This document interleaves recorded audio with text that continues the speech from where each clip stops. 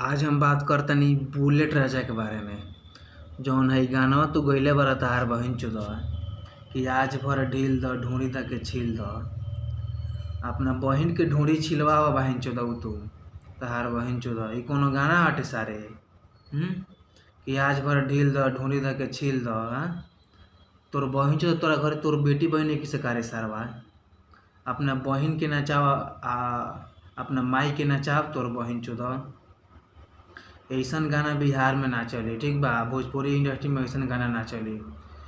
भोजपुरी बर्बाद होता, बिहार बर्बाद होता ई घटिया गाना के वजह से। ऐसन गाना गावल बंद कर तोर बहिन चोदवा, ठीक बा। ना तो तारा माई के चोद देम आ तारा बहिन के चोद देम सारे केरा।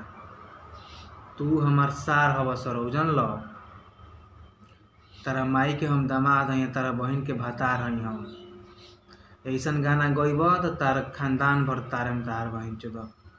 ऐसन गाना गावल तू बंद कर सरऊ। ऐसन गाना तू गइब आ पूरा खानदान भर गरियाए में खूब रेलम तारा के बहिन चोदऊ तू। ऐसन गाना बिहार में ना चली। ऐसन घटिया गाना की वजह से ना बिहार बर्बाद होता। बिहार के लड़की सन के संगे दुष्कर्म होता। इस सब के दोषी ते बारी सरवा। भोजपुरी में अश्लील गाना ना चली। अश्लील गाना बंद होके के चाहिए, पूरा तरीका से बंद होके के चाहिए, पूर्ण रूप से बंद होके के चाहिए। अश्लील गाना ना चली त ना चली। तनी सन के बिहार के बर्बाद करके रख दिले बारा सन। तनी के सब कलाकार बारा सन जितना अश्लील गाना गावे वाला सब तनी के मिल के बिहार के बर्बाद करता रहा सब। बुझा गइल। आ ई सब बात केहू के भेजा में नहीं के घुसत कि आखिर बिहार में बलात्कार बढ़त काहे बाटे। ई सब घटिया गाना के वजह से बलात्कार बढ़ता।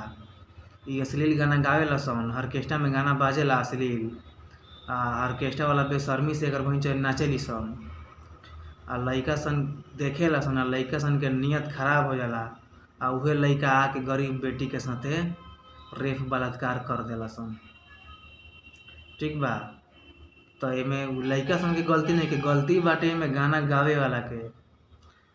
अश्लील गाना सुने वाला से भी कह देना चाहता नहीं कि भैया रउआ लोगिन अश्लील गाना सुनल बंद करी, अश्लील के विरोध करी, अश्लील के खिलाफ आवाज़ उठाई, बिहार के बचावे के प्रयास करी, बिहार के आगे ले जाए के प्रयास करी। ना तो दिन ब दिन बिहार बर्बाद होताटे और बदनाम होताटे। तो आवे वाली समय में बिहार और भी बर्बाद हो सकेला। तो बिहार के बचावे के प्रयास कइल जाओ, अश्लील गाना बंद कइल जाओ। बाकी ये हमार प्रयास कैसा लागल रहो लेकिन कमेंट करके जरूर बताई।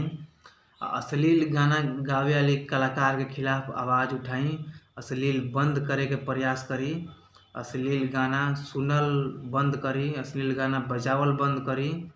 तब हमार बिहार बदली और अपन बिहार सुधरेगा।